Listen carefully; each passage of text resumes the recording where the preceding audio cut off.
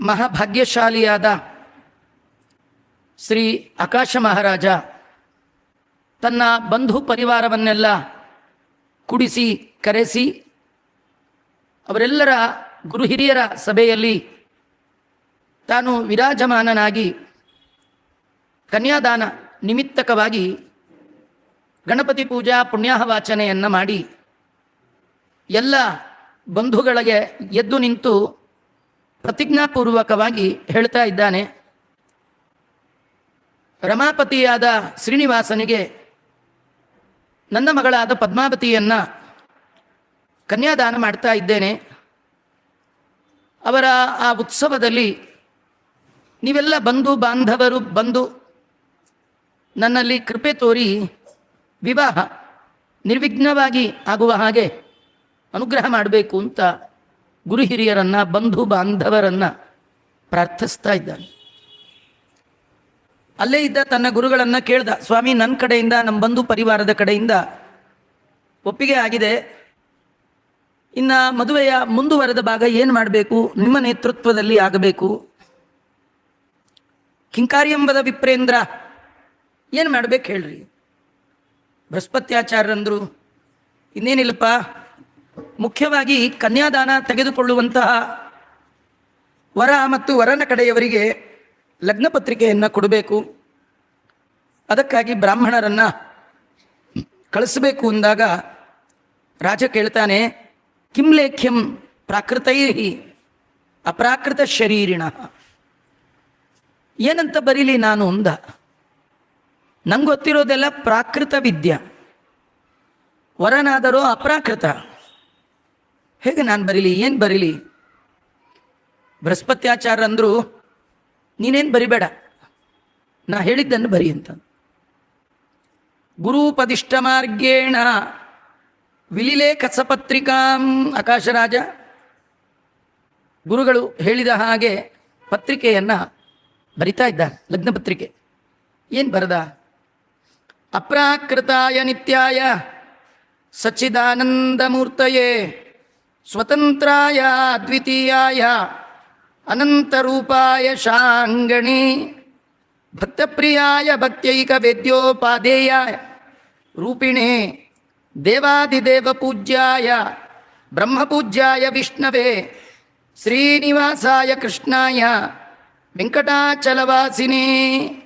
ಅಪ್ರಾಕೃತನಾದ, ಚತುರ್ವಿಧ ನಾಶರಹಿತನಾದ, ಜ್ಞಾನಾನಂದವೇ ದೇಹವಾಗಿ ಉಳ್ಳಂತಹ, ಸ್ವತಂತ್ರನಾದ, ಸಮರು ಉತ್ತಮರು ಇಲ್ಲದಂತಹವನಾದ, ಶಾಂಗ ಧನಸ್ಸನ್ನು ಧರಿಸಿದ, ಭಕ್ತರಿಗೆ ಪ್ರಿಯನಾದ, ಭಕ್ತರಿಂದ ವೇದಗಳಲ್ಲಿ ಪ್ರತಿಪಾದಿತವಾದ ರೂಪವುಳ್ಳ, ದೇವತೆಗಳ ಒಡೆಯನಾದ, ಬ್ರಹ್ಮದೇವರಿಂದಲೂ ಅರ್ಚಿತನಾದ, ವೆಂಕಟಾಚಲವಾಸಿಯಾದ ಕೃಷ್ಣನ ಮತ್ತೊಂದು ರೂಪವೇ ಆದ ಶ್ರೀನಿವಾಸ, ಸಾಂಗೈ ಸರ್ವೈಶ್ಚ ವೇದಾದ್ಯೈ ಆಗಮೈ ಸಪುರಾಣಕೈ ಅವೇದಿತಾನಂತ ಗುಣಕರ್ಮಣೆ ಶ್ರೀಧರಾಯ ನಮೋಸ್ತುತೆ. ಎಲ್ಲ ಷಡಂಗಗಳಿಂದ ಯುಕ್ತವಾದಂತಹ ವೇದಾಂತ ಪುರಾಣಗಳು ಕೂಡ ನಿನ್ನಲ್ಲಿ ಅನಂತ ಗುಣಗಳಿದೆ, ದೋಷ ದೂರನಾಗಿದ್ದೀಯಾ ಅಂತ ವರ್ಣನೆ ಮಾಡ್ತಾ ಇದೆ. ಆದರೂ ಆಶೀರ್ವಾದಂ ಕರಿಷ್ಯಾಮಿ, ನಿಂಗೆ ನಾ ಆಶೀರ್ವಾದ ಮಾಡ್ತೀನಪ್ಪ. ಯಾಕೆ ಗೊತ್ತಾ? ಮುಂದೆ ನಾನು ಮಾವ ಆಗ್ತಾ ಇದ್ದೇನೆ, ಅಳಿಯನಿಗೆ ಮಾವ ನಮಸ್ಕಾರ ಮಾಡುವ ಹಾಗಿಲ್ಲ, ಆಶೀರ್ವಾದ. ಬಂಧುತ್ವಾತ್ತೇ ಸುರೋತ್ತಮ, ನಾನು ನಿನಗೆ ಬಂಧು ಅಂತಾನೆ. ಅದು ಈ ಜನ್ಮದಲ್ಲ, ದ್ವಾಪರದಲ್ಲಿಯೂ ಈ ಆಕಾಶರಾಜನೇ ಭೀಷ್ಮಕ ರಾಜನಾಗಿದ್ದು ರುಕ್ಮಿಣಿಯ ತಂದೆಯಾಗಿದ್ದ. ಆಗ ಕನ್ಯಾದಾನ ಮಾಡಿಕೊಡೋದು ಇವನಿಗೆ ಮಿಸ್ ಆಗಿತ್ತು ರೀ, ಮಾಡಿಕೊಡ್ಲಿಲ್ಲ. ಕೃಷ್ಣ ಕರ್ಕೊಂಡು ಬಂದ್ಬಿಟ್ಟು ಮೂಲ ಮಾಧವ ಅನ್ನುವ ಉದ್ಯಾನವನದಲ್ಲಿ ಮದುವೆ ಆದ. ಮನೇಲಿ ಕನ್ಯಾ ಇದ್ರೂ ಕೂಡ ದಾನ ಮಾಡುವ ಒಂದು ಅವಕಾಶ ವಂಚಿತನಾಗಿದ್ದ. ಆದರೆ ದೇವರು ಕಾರುಣ್ಯದಿಂದ ಅವಕಾಶವನ್ನು ಈಗ ಮತ್ತೆ ಅವನಿಗೆ ಕೊಟ್ಟಿದ್ದ.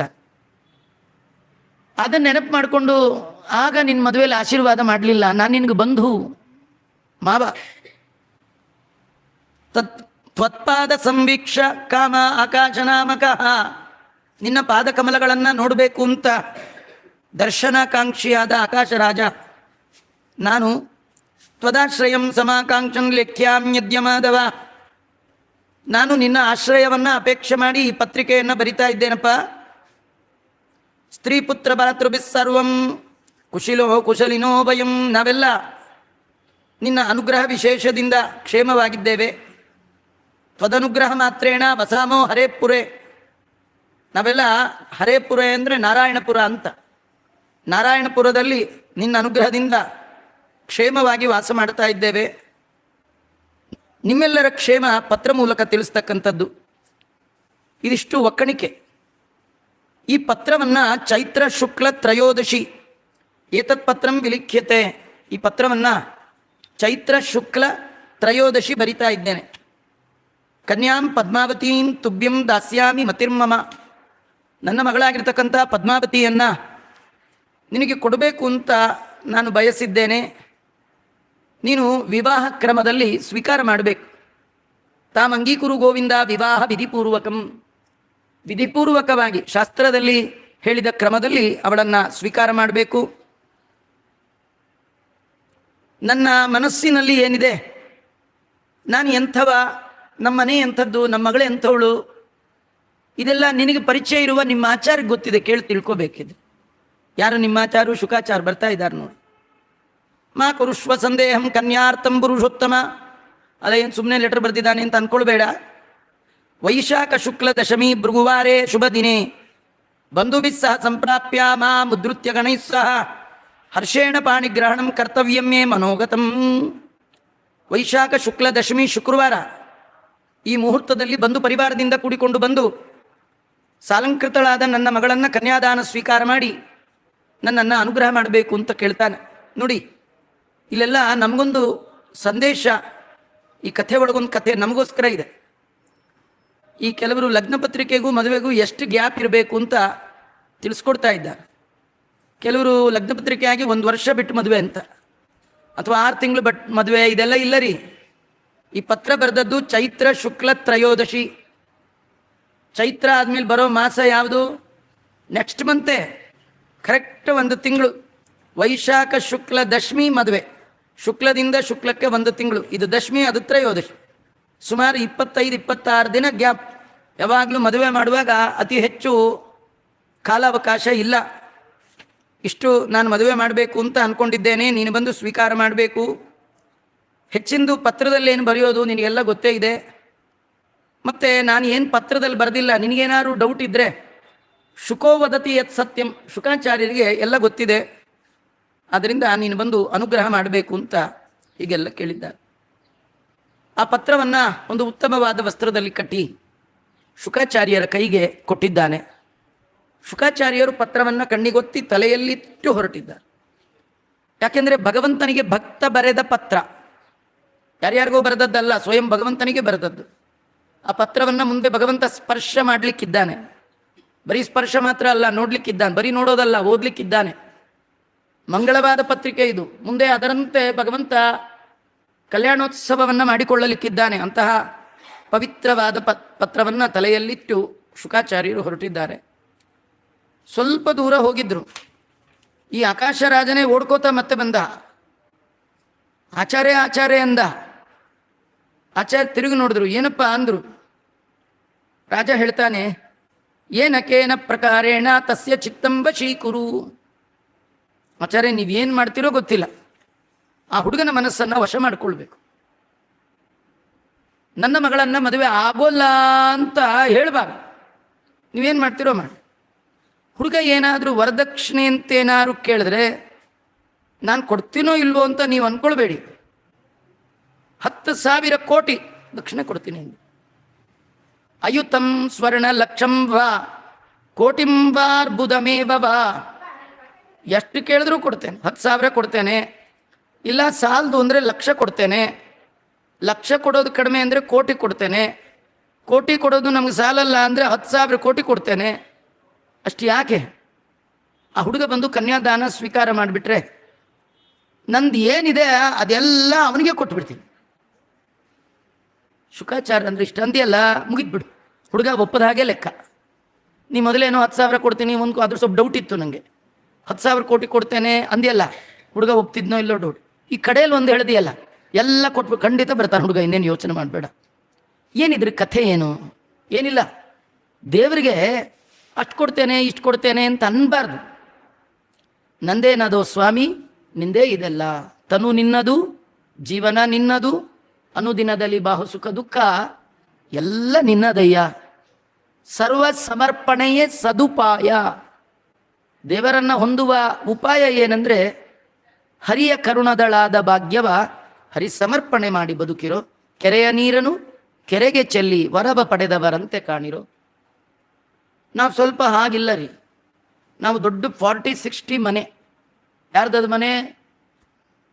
ದೇವ್ರ ಮನೆ 3x3 ದೇವ್ರ ಮನೆ ಕಟ್ಟಿರ್ತಾರೆ ಪುಟಾಚಿದು. ಅಲ್ಲಿ ದೇವ್ರು ಬಿಟ್ರೆ ಮತ್ತೆ ಯಾರೂ ಇರ್ಲಿಕ್ಕಾಗಲ್ಲ. ಕೆಲವರು ದೊಡ್ಡ ಮನೆ ಕಟ್ಟಿರ್ತಾರೆ, ದೇವ್ರ ಮನೆಯಲ್ಲಿ ಬನ್ನಿ ತೋರಿಸ್ತೇನೆ ಅಂತ ಒಳಗೆ ಕರ್ಕೊಂಡು ಹೋಗ್ತಾರೆ. ಎಲ್ಲೋ ಒಂದು ಮೂಲೆ ಒಳಗೆ 3x3, ಅಲ್ಲಿ ಕಿಟಕಿ ಪಡಕಿ ಏನಿರಲ್ಲ, ಅದು ಸೂರ್ಯನ ಬೆಳಕು ಬೀಳಲ್ಲ, ಗಾಳಿ ಬರಲ್ಲ, ವೈಕುಂಠ ಇದ್ದಾಗಿರುತ್ತೆ. ನ ತದ್ ಭಾಸಯತೆ ಸೂರ್ಯೋ ನ ಶಶಾಂಕೋ ನ ಪಾವಕಃ. ವೈಕುಂಠದಲ್ಲಿ ಹಾಗೆ ಅಂತ, ಅಲ್ಲಿ ಸೂರ್ಯ ಇಲ್ಲ, ಚಂದ್ರ ಇಲ್ಲ, ಅಲ್ಲಿ ನೀವು ಕಾಣ್ತೀರಲ್ಲ ಆ ಥರ ಸೂರ್ಯ ಇಲ್ಲ. ಅಲ್ಲಿರೋರು ಮುಕ್ತರಾದ ಸೂರ್ಯರು. ಹಾಗೆ ನಾವೆಲ್ಲ ಕಟ್ಟೋ ದೇವ್ರ ಮನೆ ಎಲ್ಲೋ ಒಂದು ಪುಟ್ಟದಿರುತ್ತೆ. ದೇವ್ರ ಫೋಟೋ ಎಲ್ಲ ಅಲ್ಲೇ ಹೊಡೆದಿರ್ತಾರೆ. ಆದರೆ ದೇವರು ಅದ್ರ ಬಿಟ್ಟು ಹೊರಗೆ ಬರಬಾರ್ದು. ದೇವ್ರ ಮನೇಲಿ ದೇವರು, ಮಿಕ್ಕಿದ ಕಡೆ ಎಲ್ಲ ಹಾಲಲ್ಲಿ ದೊಡ್ಡ ಫೋಟೋ, ಒಂದು ಹಸು ಮೇಲೆ ಹುಲಿ ಹೆಗ್ರಿ ತಿಂತಾ ಇರೋದು. ದೇವ್ರ ಫೋಟೋ ಮಾತ್ರ ದೇವ್ರ ಮನೆ. ಅದೆಲ್ಲ ಮಾಡಬಾರ್ದು. ನಿಮಗೆಲ್ಲ ನೆನಪಿರಬೇಕು, ಇವತ್ತಿಗೂ ಹಾಗೆ ಇದೆ. ಹಳ್ಳಿ ಕಡೆ ಹೋದರೆ ಮನೆಗೆ ಎಂಟರ್ ಆಗುವಾಗಲೇ 3 ದೇವ್ರ 4 ದೇವ್ರ ಫೋಟೋ ಹಾಕ್ಬಿಟ್ಟಿರು.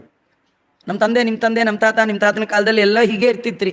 ಬಾಗಿಲು ತೆಗೆದು ಒಳಗೆ ಬಂದ್ರಿ, ಕುಲದೇವ್ರ ಫೋಟೋ ಕಾಣಬೇಕು, ತಂದೆ ತಾಯಿಗಳ ಫೋಟೋ ಕಾಣಬೇಕು, ನಮ್ಮ ಗುರುಗಳ ಫೋಟೋ ಕಾಣಬೇಕು. ಅವ್ರದೆಲ್ಲ ಬೆಳಗಾಗೆದ್ದ ತಕ್ಷಣ ಎದ್ದೆಲ್ಲ ಕೈಕಾಲು ಮುಖ ನೋಡ್ಕೊಂಡು ತೊಳ್ಕೊಂಡು ಎಲ್ಲ ದೇವ್ರ ಫೋಟೋ ನೋಡ್ಕೊಂಡು ಬರೋರು. ಏನಿಲ್ಲ ರೀ, ಈಗ ಹಾಲಲ್ಲಿ ಯಾವ ಫೋಟೋ ಇಲ್ಲ, ಬರೀ ಇಂಥ ಹುಲಿ ಸಿಂಹ ಇಂಥದ್ದೇ ಹಾಕಿರ್ತಾರೆ. ಅದೆಲ್ಲ ಮಾಡಬಾರ್ದು. ನಿಮ್ಗೆ ಎಷ್ಟೋ ಜನ ಕೇಳ್ತಾರೆ ದೇವ್ರ ಮನೆ ಎಲ್ಲಿ ಅಂತ. ನಾವೆಲ್ಲ ಕರ್ಕೊಂಡು ಹೋಗೊಂದು ಪುಟ್ಟ ಮನೆ ತೋರಿಸಿ ದೇವ್ರ ಮನೆ ಅಂತೀವಲ್ವಾ. ಹಿರಣ್ಯಕಶ್ಯಪ ಪ್ರಹ್ಲಾದನ್ ಕೇಳ್ದ ದೇವ್ರಿ ಎಲ್ಲಿ ಅಂತ.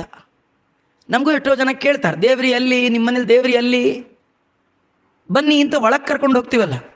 ಪ್ರಹ್ಲಾದ ಅವರಪ್ಪ ಕೇಳಿದಾಗ ದೇವ್ರಿ ಎಲ್ಲಿ ಬಾ ಅಂತ ಒಳಗೆ ಕರ್ಕೊಂಡು ಹೋಗ್ಲಿಲ್ಲ.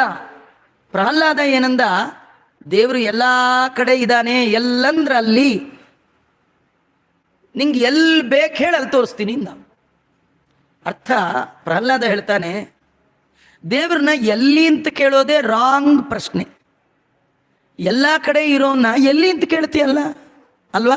ಎಲ್ಲ ಠಾವಿನಲ್ಲಿ ಲಕುಮಿ ನಲ್ಲನಿದ್ದಾನೆ, ಅಂತರ್ಬಹಿಶ್ಚ ತತ್ಸರ್ವಂ ವ್ಯಾಪ್ಯ ನಾರಾಯಣ ಸ್ಥಿತ ಅಣುರೇಣು ತೃಣಕಾಷ್ಟ. ಪರಿಪೂರ್ಣನಾಗಿ ಆ ಭಗವಂತ ಇರುವಾಗ ಅವನಿಗೆ ಬರೀ 3x3 ಬಿಟ್ಟರೆ ಹೇಗ್ರಿ? ಹಾಗಾದ್ರೆ ನಾವು ನಮ್ಮ ಮನೆಗೆ ಬಂದು ಯಾರು ದೇವ್ರ ಮನೆ ಎಲ್ಲಿ ಅಂದರೆ ನಿಜವಾಗಿ ಆನ್ಸರ್ ಏನು ಕೊಡ್ಬೇಕು ಗೊತ್ತಾ? ಒಳಗೆ ಬನ್ನಿ ಹಾಳಾಚ್ ಬನ್ನಿ ಅಲ್ಲ. ಇದೇನ್ರಿ ದೇವ್ರ ಮನೆ ಎಲ್ಲಿ ಅಂತ ಕೇಳ್ತೀರಿ? ಇದೆಲ್ಲ ಯಾರ್ದು ಅನ್ಕೊಂಡ್ರಿ? ದೇವ್ರದೇ ಮನೆ. ಈಶಾವಾಸ್ಯಮಿದಂ ಸರ್ವಂ ಯತ್ಕಿಂಚ ಜಗತ್ಯಾಂ ಜಗತ್. ಈ ಜಗತ್ತು ಭಗವಂತನ ಅರಮನೆ ಅವಂದ್ರಿ. ಸುಮ್ಮನೆ ಏನೋ ಹೋದ್ರೋಗ್ಲಿ ಅಂತ ಹಿಂದಿನ ಜನ್ಮದಲ್ಲಿ ಮಾಡಿರುವ ಸತ್ಕರ್ಮಕ್ಕೆ ಮೆಚ್ಚಿ ಈ ಜನ್ಮದಲ್ಲಿ ನಮಗೆ ಇರುವ ತನಕ ವಾಸ ಮಾಡಲಿಕ್ಕೆ ಒಂದು ಶೆಲ್ಟರ್ ದೇವರು ಕೊಟ್ಟಿದ್ದಾರೆ ಅಷ್ಟೇ. ಹೋಗುವಾಗ ನಾವು ಯಾರು ಏನು ತೊಗೊಂಡೋಗಂಗಿಲ್ಲ. ಮನೆ ಎಡ್ದೇ ದೊಡ್ಡದೇ ಕಟ್ಟಿರಿ. ದೊಡ್ಡ ಮನೆಯ ಕಟ್ಟಿ, ದಾಸರ ಪದ, ದೊಡ್ಡ ಮನೆಯ ಕಟ್ಟಿ ಅದರೊಳು ಮಡದಿಯ ತಂದಿಟ್ಟಿ. ಅದ್ಯಾಕೋ ತಾಯಿಯ ತಂದಿಟ್ಟಿ ಹೇಳೋದೇ ಇಲ್ಲ, ಅವ್ರಿಗೂ ಗೊತ್ತು ಬಿಡಲ್ಲ ಅಂತ. ದೊಡ್ಡ ಮನೆಯ ಕಟ್ಟಿ ಅದರೊಳು ಮಡದಿಯ ತಂದಿಟ್ಟಿ, ಮಡದಿಯ ಕೈಯಾಗೊಂದು ಮಗುವನ್ನು ಕೊಟ್ಟಿ, ಅದರ ಮೇಲೆ ಮನಸ್ಸಿಟ್ಟಿ, ಏತರ ಕಟಿಪೀಟಿ, ಒಂದು ದಿನ ಹೋಗತ್ತಿಲ್ಲ ಟಪಾಟಿ, ಫಟಾಫಟ್ ಹೊಟ್ಟೋಗ್ತೀಯ. ಕೇಲ್ ಕಥಮ್ ನಾಟಕ ಬಂದ್ ಅಂತ. ಎಷ್ಟು ದೊಡ್ಡ ಮನೆ ಕಟ್ಟಿದ್ರಿ ನೀ ಏನಾದ್ರಿ? ಹಾಗಾದ್ರೆ ಇರೋವರೆಗೂ ಆ ಮನೆ ನಂದಲ್ಲ ನಿಂದೆ, ನಂದಲ್ಲ ನಿಂದೆ, ಎಲ್ಲ ದೇವ್ರಿಗೆ ಅರ್ಪಣೆ ಮಾಡ್ಬೇಕಂತ. ನೀವು ಅರ್ಪಣೆ ಮಾಡಿಬಿಟ್ರೆ ಸಾಕು, ದೇವರು ನಿಮ್ಮ ಮನೆಗೆ ಬಂದುಬಿಡ್ತಾರೆ. ಶುಕಾಚಾರ ಅಂತಾರೆ, ಈಗ ಅಂದ್ಯಲ್ಲ ಎಲ್ಲ ಅರ್ಪಣೆ ಮಾಡ್ತೀನಿ ಇಂದ್ಯಲ್ಲ, ಖಂಡಿತ ಬರ್ತಾನೆ. ಇದು ಬಹಳ ಮುಖ್ಯವಾದ ಅಂಶ. ಏವ ಮುಕ್ತೋ ಮಹೀದೇವೋ ಗತಶೇಷಾಚಲಂ ಪ್ರತಿ ಗಮನಾಯ ಮತಿಂ ಚಕ್ರೆ ಶ್ರೀನಿವಾಸ ದಿದೃಕ್ಷಯ. ಶುಕಾಚಾರ ಅಲ್ಲಿಂದ ಶ್ರೀನಿವಾಸನ್ ನೋಡಬೇಕು ಅಂತ ಶೇಷಾಚಲದ ಹತ್ರ ಹೊರಟಿದ್ದಾರೆ.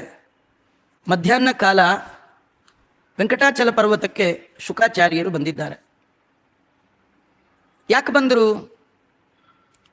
ಭಗವಂತನ ದರ್ಶನ ಆಗುತ್ತಲ್ಲ, ತದ್ದರ್ಶನ ಆಹ್ಲಾದ ಗತಾದ್ವಶೇಷ. ಶುಕಾಚಾರ್ಯರಿಗೆ ಬೆಟ್ಟ ಏರಿ ಬಂದ ಆಯಾಸ ದೇವರನ್ನು ನೋಡಿದ ತಕ್ಷಣ ಮರ್ತೋಯ್ತಂತೆ. ದೊಡ್ಡ ಲಾಭ ಅದು. ನಮಗೂ ಅಷ್ಟೇ, ನಿಮಗೂ ಅಷ್ಟೇ. ಗಂಟೆಗಟ್ಟಲೆ ಕ್ಯೂನಲ್ಲಿ ನಿಂತಿರ್ತೀವ್ರಿ, ಆ ಕಾಂಪ್ಲೆಕ್ಸಲ್ಲಿ ಕೂತಿರ್ತೀವ್ರಿ. ಆದರೆ ನಿಜವಾಗಿಯೂ ದೇವರ ಮುಂದೆ ನಿಂತ ತಕ್ಷಣ ನಮ್ಮ ಮರ್ತೇ ಹೋಗ್ಬಿಡುತ್ತೆ. ಆ ಕ್ಯೂನಲ್ಲಿ ನಿಂತಾಗ, ಕಾಂಪ್ಲೆಕ್ಸಲ್ಲಿ ನಿಂತಾಗ, ಈಚೆಗೆ ಬಿಡದಿದ್ದಾಗೆಲ್ಲ ಇನ್ನೊಂದು ಸತಿ ಬರಬಾರ್ದಪ್ಪ, ಸಾಕಾಯ್ತಪ್ಪ ಅನ್ಸತ್ರಿ. ಆದರೆ ದೇವರು ನೋಡಿ ಈಚೆಗೆ ಬರುವಾಗ ಯಾರಾದರೂ ಬರ್ತೀರಾ, ಇನ್ನೊಂದು ಟಿಕೆಟ್ ಇದೆ ದೇವರ ದರ್ಶನಕ್ಕೆ ಅಂದ್ರೆ ಏನು ಮಾಡ್ತೀರಿ ನೀವು? ಅಲ್ಲ, ಊಟಕ್ಕೆ ಎಲೆ ಹಾಕಿದ್ರೆ ಅಯ್ಯೋ ಊಟ ಇದ್ದೇ ಇದೆ ರೀ ನಡ್ರಿ ಅಂತೀರೋ ಇಲ್ಲೋ? ಅದು ದೇವರ ಅದ್ಭುತವಾದ ಸೌಂದರ್ಯ, ಆ ದರ್ಶನ ಲಾಭ. ಶುಕಾಚಾರ್ಯರು ಚಿನ್ಮಯನಾದ ಭಗವಂತನನ್ನ ಕಣ್ತುಂಬ ತುಂಬಿಸಿಕೊಳ್ಳುವಾಗ ಯಾಕೆ ಬೇಡ ಅಂತಾರೆ? ಹರೇರ್ಜನನ್ಯಾಗತೋ ವಿರಾಗಿ ತದ್ದರ್ಶನ ಆಹ್ಲಾದಗತ ತದ್ವಶೇಷ. ಶುಕಾಚಾರ್ಯರು ಮಧ್ಯಾಹ್ನ ಕಾಲ ನೆತ್ತಿ ಮೇಲೆ ಸೂರ್ಯ ಬಂದಿದ್ದಾನೆ, ನಡ್ಕೋತ ಬಂದಿದ್ದಾರೆ ಶೇಷಾಚಲ ಪರ್ವತಕ್ಕೆ ಭಗವಂತನ ನೋಡ್ಬೋದಲ್ಲ ಅಂತ. ಶ್ರೀನಿವಾಸ ಮನೆ ಬಾಗಿಲಿಗೆ ಬಂದ್ಬಿಟ್ಟ. ಭಕ್ತರಿಗಾಗಿ ಭಗವಂತ ಮನೆ ಒಳಗೂ ಈಚೆಗೆ ಬಂದ್ಬಿಡ್ತ. ನಮ್ದೇ ದುರ್ಬುದ್ಧಿ, ಯಾರು ಬಂದ್ರೆ ಒಳಗಿಂದಲೇ ಹಿಂಗ ನೋಡ್ತೀವಿ. ಬನ್ನಿ ಒಳ್ಳಿಲ್ಲೇ ಕರಿತೀವಿ, ಎದ್ದು ಹೋಗ್ಬೇಕ್ರಿ. ಯಾರು ಮನೆಗೆ ಬಂದ್ರೆ ಮನೇಲಿರೋರು ಎದ್ದೇಳಬೇಕು. ದೃಷ್ಟಿಂ ದದ್ಯಾತ್ ಮನೋ ದದ್ಯಾತ್ ಸುಂದೃತಂ ದದ್ಯಾತ್ ಆಸನಂ ದದ್ಯಾತ್. ಅವ್ರ ಕಡೆ ಮೊದಲು ನೋಡಬೇಕು, ತತ್ಕ್ಷಣ ಹೇಳ್ಬೇಕು, ಅವರ ಬಳಿಗೆ ಹೋಗಬೇಕು, ಮನಸ್ಸು ಕೊಡಬೇಕು, ಒಳ್ಳೆ ಮಾತಾಡಬೇಕು, ಕೈ ಹಿಡಿಬೇಕು, ಒಳಗೆ ಕರ್ಕೊ. ಎಷ್ಟಿದೆ ರೀ, ಏನಿಲ್ಲ. ಎಷ್ಟೋ ಬಾರಿ ನಾಯಿ ಬೇರೆ ಬಿಟ್ಬಿಟ್ಟಿರ್ತಾರೆ. ಈ ಆಚಾರ ಪಾಪ ತುಳಸಿ ಬಿಡಿಸ್ಕೊಳ್ಬೇಕು ಅಂತ ನಾಯಿ ಎಲ್ಲೋ ಹಿಂದೆ ಇರುತ್ತೆ, ಮೆಲ್ಲಗೆ ಗೇಟ್ ತೆಗಿತಾರೆ. ಅದು ಬಹು ಅಂತ ಬಂದ್ಬಿಟ್ರೆ ಈ ಆಚಾರ ಹಾರ್ಟ್ ಕೈಗೆ ಬಂದ್ಬಿಡುತ್ತೆ. ಎಲ್ಲ ಮಾಡಬಾರ್ದು.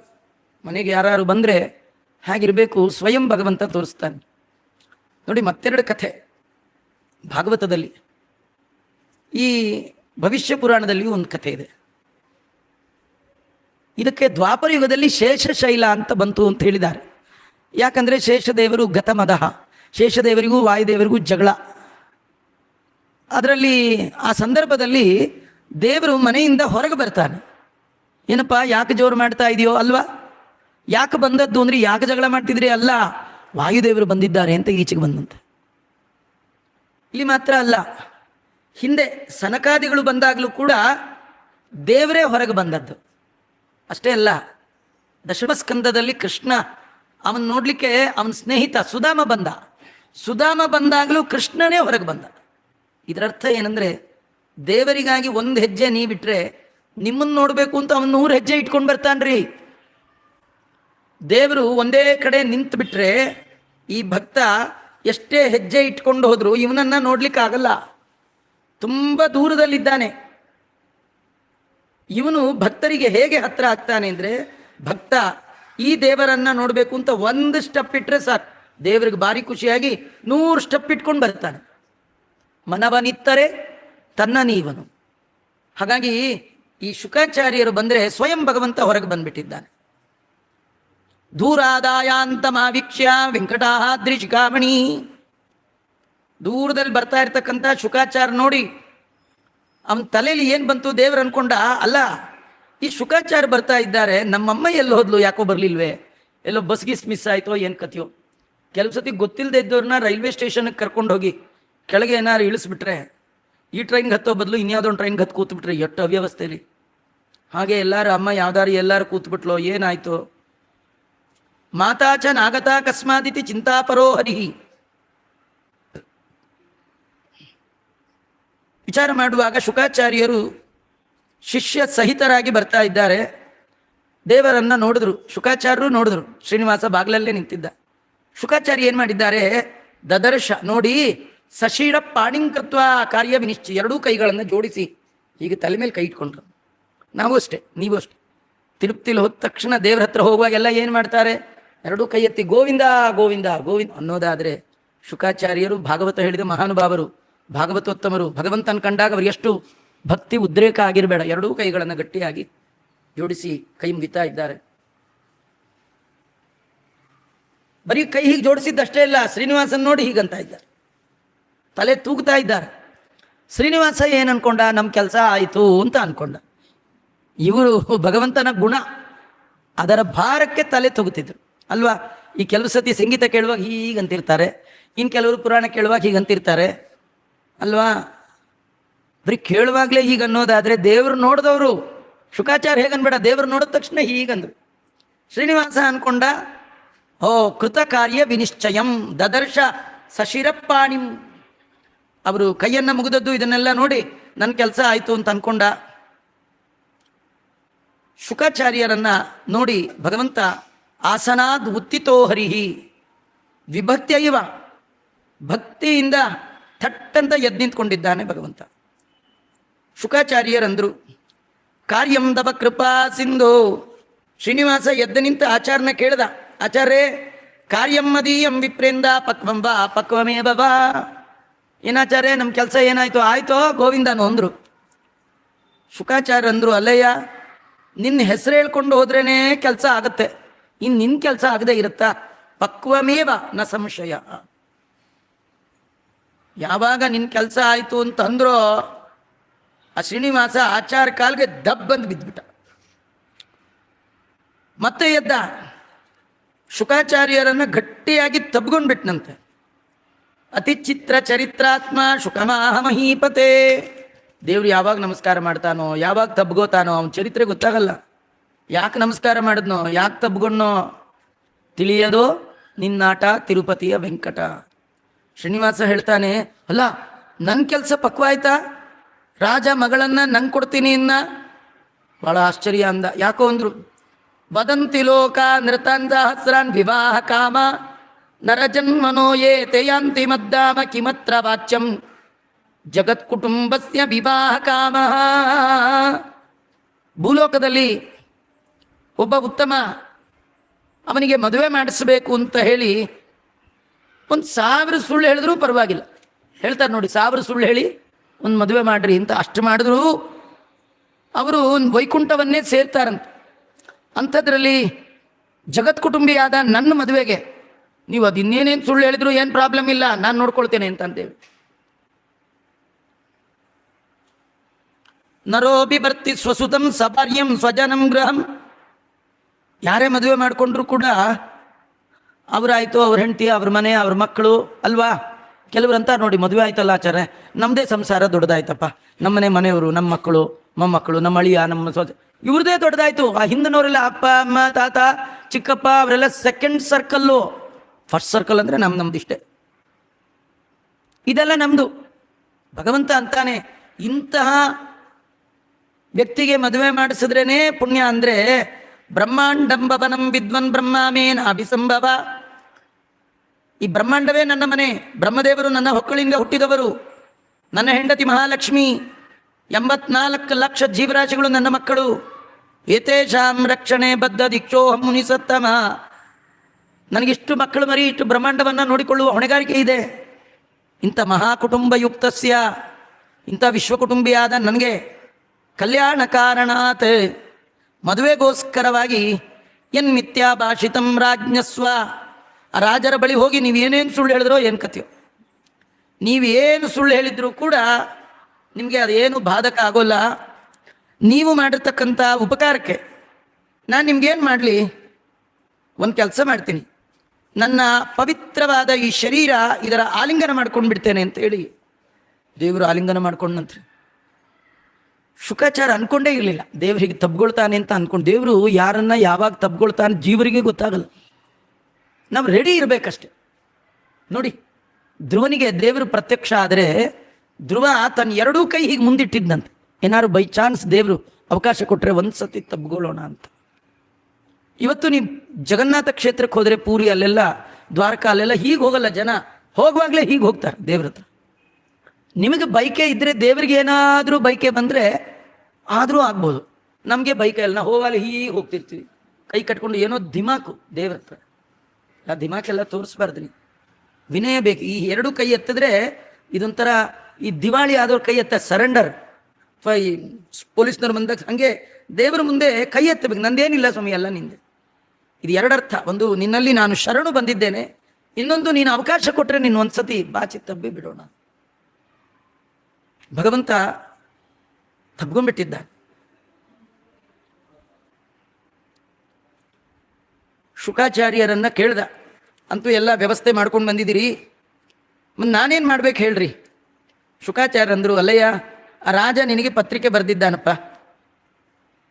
ಅಂದ ತಕ್ಷಣ ಶ್ರೀನಿವಾಸ ಕೇಳ್ದ, ರಾಜ ಆರೋಗ್ಯವಾ ಅಂದ. ಹೆಂಡತಿ ಆರೋಗ್ಯವಾ, ಮಕ್ಕಳು ಎಲ್ಲ ಆರೋಗ್ಯವಾ? ಶುಕಾಚಾರ್ಯರಂದರು, ನೀನು ಕೇಳ್ದೆ ಅಲ್ಲ ಆರೋಗ್ಯ ಬಂದ ಹಾಗೆ.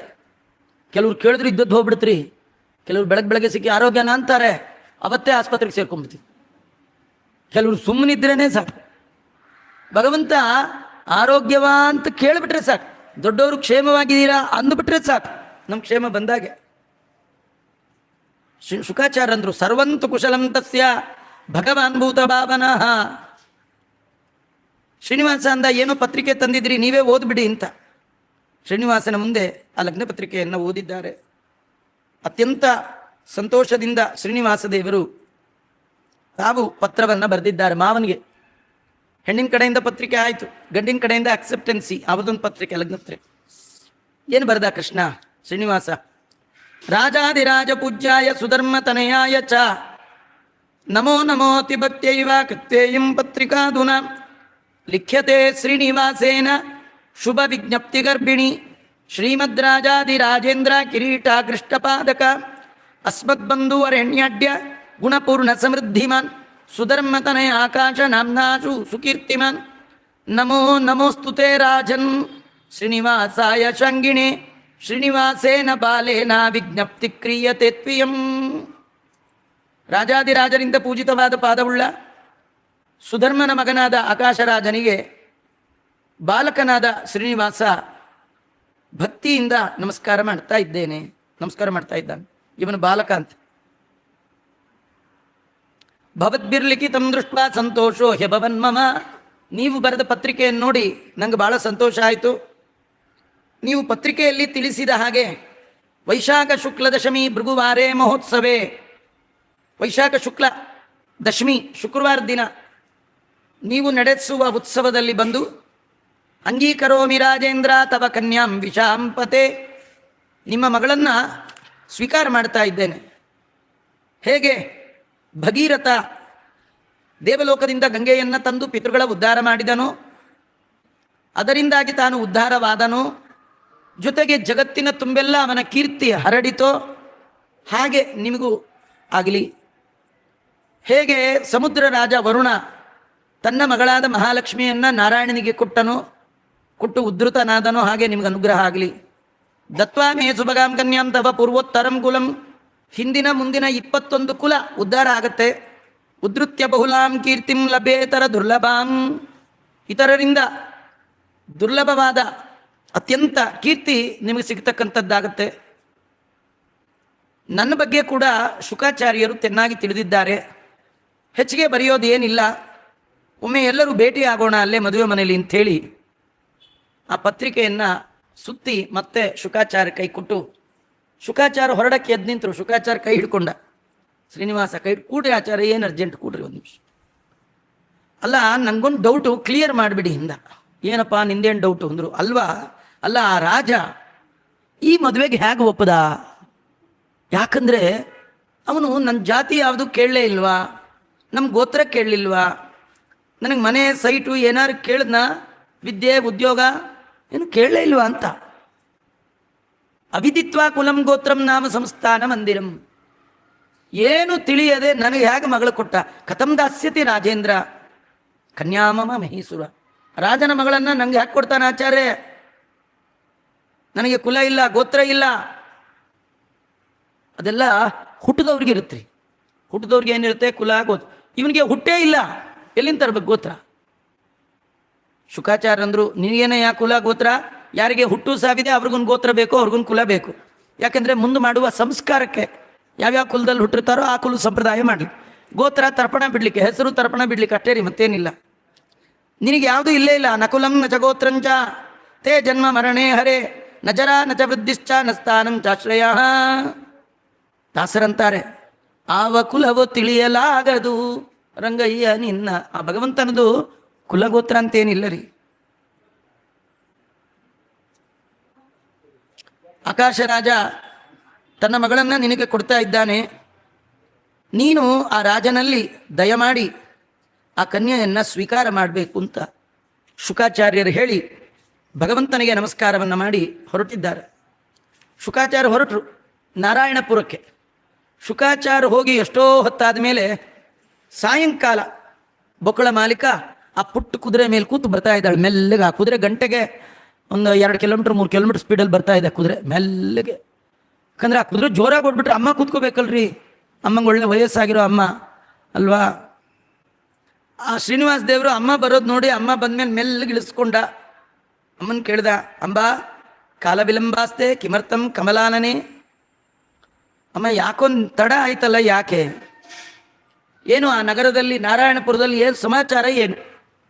ಇದೆಲ್ಲ ಕೇಳುವಾಗ ಬಕುಲ ಮಾಲಿಕೆ ಹೇಳ್ತಾಳೆ, ಅದೆಲ್ಲ ಆಮೇಲೆ ಇರ್ಲಪ್ಪ, ತುಂಬ ಕಷ್ಟಪಟ್ಟೆ ಕಣಯ್ಯ, ನಿನಗೆ ಕನ್ಯಾ ಕೂಡಿಸೋದಕ್ಕೆ ಸಾಕಾಯ್ತು. ಏನು ಬೆಟ್ಟ ಹತ್ತಿದ್ದೇನು, ಇಳಿದದ್ದೇನು, ದಾರಿಲ್ಲ ಹೆಣ್ಮಕ್ಳು ಸಿಕ್ಕಿದ್ದೇನು. ಕಡೆಗೊಂದು ಮಾತು ಹೇಳ್ತಾಳೆ, ಆದರೆ ಶ್ರೀನಿವಾಸ ಒಂದು ನಿಜ, ನನ್ನ ಯಾವ ಪ್ರಯತ್ನದಿಂದಲೂ ರಾಜ ನಿನಗೆ ಕನ್ಯಾ ಕೊಟ್ಟದ್ದಲ್ಲ. ನನ್ನ ಪ್ರಯತ್ನ ಇದ್ರೊಳಗೇನಿಲ್ಲ. ಮತ್ತೆ ದೈವಮೇವ ಪರಂ ಮನ್ಯೆ ಪೌರುಷಂ ನೈವ ಕಾರಣಂ. ನನ್ನ ಪ್ರಯತ್ನ ಕಾರಣ ಅಲ್ಲ, ದೇವರ ಇಚ್ಛೆ ಕಾರಣ. ರಾಜ ನಿನಗೆ ಕನ್ಯಾ ಕೊಡ್ತಾ ಇದ್ದಾನೆ ಅಂದರೆ ತಿಳ್ಕೋ, ಇದು ದೇವರು ಮಾಡಿರ್ತಕ್ಕಂಥ ನಿಶ್ಚಯ. ಅದೇ ನಮ್ಮ ದೇವ್ರ, ಯಾವ ದೇವರು ಬಂದಿದ್ರಮ್ಮ, ಇವನೇ. ಅಮ್ಮನ ಕೇಳ್ತಾ ಇದ್ದಾನೆ. ಆಗ ಬೊಕಲ ಮಾಲಿಕ ಹೇಳ್ತಾಳೆ, ಅಲ್ಲಯ್ಯ ಅದ್ಯಾರೋ ನಾರಾಯಣ ಆಶ್ರಮದಿಂದ ಬಂದಿದ್ರಂತೆ, ನರನಾರಾಯಣಾಶ್ರಮ ಬದ್ರಿ ಧರ್ಮದೇವತೆ ಅಂತ ಅವಳ ಹೆಸರಂತೆ. ಅವಳು ಬಂದು ನಿನಗೆ ಕೊಡಬೇಕು ಅಂತ ರಾಜ ರಾಣಿಯರಿಗೆ ಫೋರ್ಸ್. ಅದರಿಂದ ನಿನಗೆ ಕನ್ಯಾ ಸಿಗ್ತಾ ಇದೆಯಪ್ಪ, ನಾನು ಹೋಗಿದ್ದಕ್ಕೆ ಕೊಟ್ಟರು ಅಂತ ತಿಳ್ಕೊಳ್ಬೇಡ. ಇದು ಒಂದರ್ಥ. ಈ ಕಥೆ ಒಳಗೆ ನಮಗೇನು ಈ ಭಾಗದ ಸಂದೇಶ ಅಂದರೆ, ಏನಾದರೂ ಒಂದು ಸತ್ಕರ್ಮ ಆಗಿದ್ದರೆ ತಿಳ್ಕೊಳ್ಳಿ, ಅದು ನಮ್ಮಿಂದ ಆಗಿದ್ದಲ್ಲ, ದೇವರ ಇಚ್ಛೆಯಿಂದ ಆಯಿತು, ದೇವರ ದಯದಿಂದ ಆಯಿತು. ಈ ತುಂಬ ಜನಕ್ಕೆ ಈ ಸಕ್ಕರೆ ಕಾಯಿಲೆ ಭಾರಿ ಇರುತ್ತೆ, ಶುಗರ್ ಪಗರ್ ಭಾರಿ. ಆದರೂ ಕಷ್ಟಪಟ್ಟು ಅವರು ಭೀಷ್ಮ ಪಂಚಕ ವಿಷ್ಣು ಪಂಚಕ ಎಲ್ಲ ಮಾಡಿಬಿಡ್ತಾರೆ. ಆ ಮಾಡಿದವ್ರನ್ನ ಕೆಲವ್ರಿಗೆ, ಅಲ್ರಿ ನಿಮ್ಗೆ ಇಷ್ಟು ಶುಗರ್ ಫ್ಯಾಕ್ಟ್ರಿ ಓನರ್ ಆಗಿದ್ರು ಕೂಡ ಈ ವ್ರತ ಹೇಗೆ ಮಾಡಿದ್ರಿ? ಅವ್ರು ಹೇಳ್ತಾರೆ, ಅಯ್ಯೋ ನಾ ಎಲ್ಲಿ ಮಾಡಿದಿರಿ, ದೇವರು ಮಾಡಿಸ್ದ ಅಲ್ವಾ. ಎಷ್ಟೋ ಬಾರಿ ನಮ್ಮ ಕೈಲಿ ಆಗಲಾರ್ದನ್ನು ಮಾಡಿಬಿಡ್ತೀವಿ. ಹಾಗಾದರೆ ನಮ್ಮ ಕೈಲಿ ಏನಾಗಲ್ಲ ಅಂತ ತಿಳ್ಕೊಳ್ಳಿ. ತೇನ ವಿನ ತೃಣಮಪಿ ನಚಲತಿ. ನಮ್ದೇನಿದು ಪ್ರಯತ್ನ, ಆ ಪ್ರಯತ್ನ ಒಂದೇ ಫಲಕಾರಿ ಆಗೋಲ್ಲ. ಒಂದು ಕಾರ್ಯದಲ್ಲಿ ಯಶಸ್ಸು ಬೇಕಂದ್ರೆ 3 ಮುಖ್ಯವಾದ ಸಂಗತಿಗಳು. ಒಂದು, ಆ ಫಲವನ್ನು ಹೊಂದಲಿಕ್ಕೆ ಯೋಗ್ಯತೆ ಇರಬೇಕು, ಹಣೆಯಲ್ಲಿ ಬರೆದಿರಬೇಕು.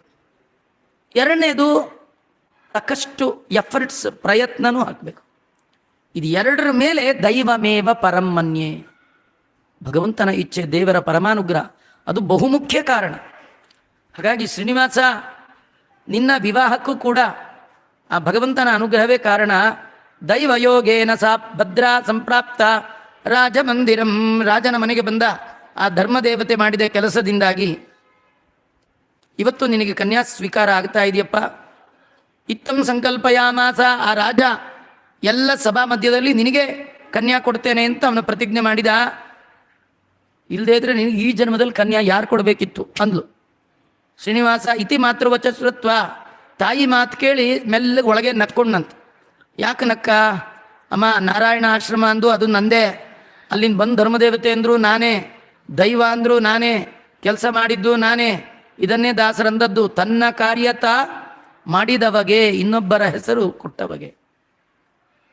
ಭಕುತರಿಗಾಗಿ ಮದುವೆಯ ಇವನೇ ಹವಣಿಸಿಕೊಂಡದ್ದು ಅಂಥದ್ದು ಆ ಭಗವಂತನ ಒಂದು ಮುಖಚರ್ಯೆ. ನಗ್ತಾ ಇದ್ದಾನೆ. ಮತ್ತೆ ಯೋಚನೆ ಮಾಡ್ತಾ ಮಾಡ್ತಾ ತಾಯಿಗೆ ಭಗವಂತ ಹೇಳ್ತಾ ಇದ್ದಾನೆ, ಅಮ್ಮ ನೀನೇನೋ ಹೋಗಿ ಕಷ್ಟಪಟ್ಟು ಮದುವೆಗೆಲ್ಲ ಸಿದ್ಧ ಮಾಡ್ಕೊಂಡು ಬಂದಿದೀಯಾ, ಆದರೆ ನಿಜವಾಗಿ ಒಂದು ಮಾತು ಹೇಳ್ತೇನೆ ಕೇಳು, ಬೇಜಾರು ಮಾಡ್ಕೋಬೇಡ ಅಂದ. ಏನಪ್ಪ? ಮಹೋತ್ಸವಂ ವಿಧಾತುಮ್ಮಿ ಮಮ ಬುದ್ಧಿರ್ನ ಜಾಯತೆ. ಅಮ್ಮ ಯಾಕೋ ಈ ಮದುವೆ ಬೇಡ ಅನ್ನಿಸ್ತಾ ಇದೆ ಅಂದ. ನೀನು ಏನು ಮಾಡ್ತೀಯೋ, ಒಂದು ಫೋನ್ ಮಾಡ್ತೀಯೋ, ಮೆಸೇಜ್ ಹಾಕ್ತೀಯೋ, ಯಾರ ಕೈಲಾರ ಹೇಳಿ ಕಳಿಸ್ತೀಯೋ. ನಮ್ಮ ಹುಡುಗನಿಗೆ ಯಾಕೋ ಈಗ ಒಪ್ಪಿಗೆ ಇಲ್ಲ, ಮುಂದೆ ಒಪ್ಪಿದಾಗ ತಿಳಿಸ್ತೇವೆ, ಅಷ್ಟರೊಳಗೆ ಯಾವ್ದಾರು ಗಂಡು ಬಂದರೆ ನೀವು ನೋಡ್ಕೋಬಹುದು, ಇಷ್ಟು ಹೇಳ್ಬೇಕಮ್ಮ ಮ್ಯಾಟ್ರು. ನನಗಂತೂ ಯಾಕೋ ಈ ಮದುವೆ ಬೇಡ ಅಂತ ಅನ್ನಿಸ್ತಾ ಇದೆ ಅಂತಂದ. ಅಜ್ಜಿ ಅಂದ್ಲು, ಅಲ್ಲಯ್ಯ ನಿನಗೆ ಕನ್ಯಾ ಸಿಗೋದೇ ಕಷ್ಟ, ನಾನು ಎಷ್ಟು ಒದ್ದಾಡಿಕೊಂಡು ಏನೆಲ್ಲ ಮಾಡಿ ಕನ್ಯಾ ಹುಡ್ಕೊಂಡು ಬಂದರೆ ನೀ ಬೇಡ ಅಂತೀಯಲ್ಲ, ಏನು ನಿನ್ನ ಪ್ರಾಬ್ಲಮ್, ಯಾಕೆ ಬೇಡ ಮದುವೆ? ಶ್ರೀನಿವಾಸ ಅಂದ, ನಾಳೆ ಹೇಳ್ತೀನಿ ಅಂತ. ಶ್ರೀಕೃಷ್ಣ ಅರ್ಪಣಮಸ್ತು. ಸರ್ವೇಂದ್ರಿಯ ಪ್ರೇರಕೇಣ ಶ್ರೀ ಪ್ರಾಣಪತಿ ನೀರಿತಃ ಯದವೋಚ ಮಹಂತೇನ ಪ್ರಿಯತಾಂ ಕಮಲಾಲಯ ಮಧ್ವೇಶ ಅರ್ಪಣಮಸ್ತು. ಕೃಷ್ಣಾರ್ಪಣಮಸ್ತು.